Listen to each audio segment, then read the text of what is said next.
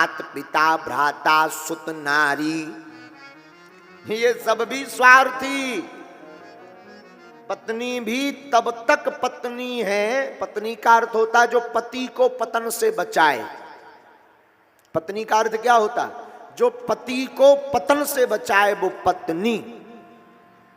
तो पहले जो है पुराने जमाने में घरवाली को कहते थे धर्म पत्नी,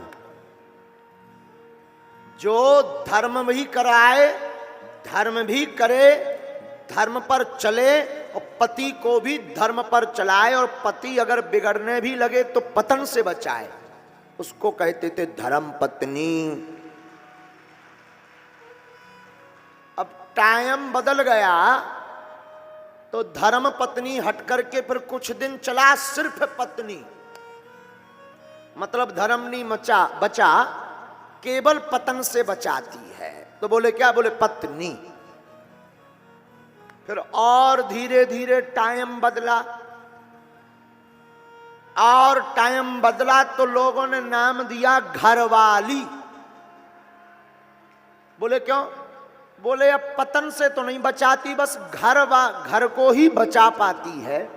तो बोले अब नाम थोड़ा चेंज कर दो, तो नाम धर दिया घरवाली।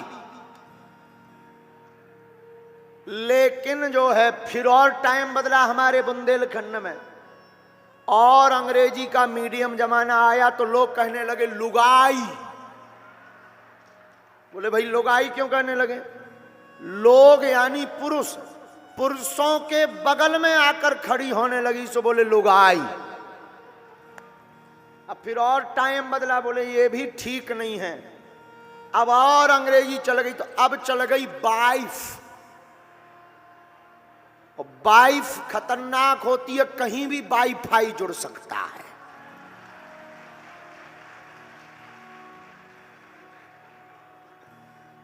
पहले का जमाना ठीक था, कहते थे धर्म पत्नी। लेकिन एक बार हम ऐसे किसी को सुना रहे थे, ऐसे बिना मंच के, ऐसे घर में आश्रम पे बैठे बैठे हमने कहा भाई धर्म पत्नी धर्म पत्नी।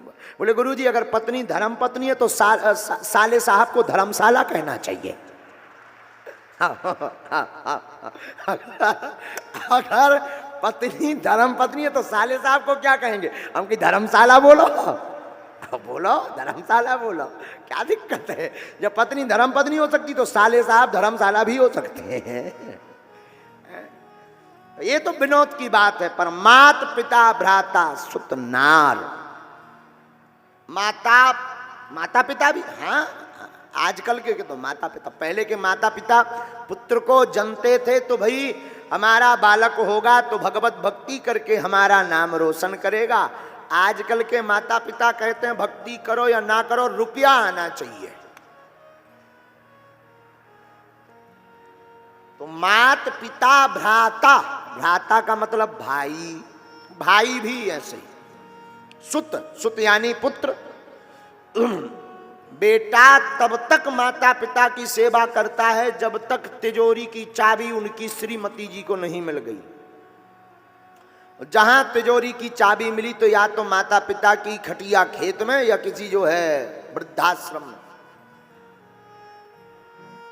सुत नार और पत्नी भी सब नहीं, कुछ भारत की ऐसी पतिव्रता हमारी माताएं भी हैं जिन्होंने यमराज के यहां से भी अपने पति को वापस लाने की सामर्थ्यता रखी है।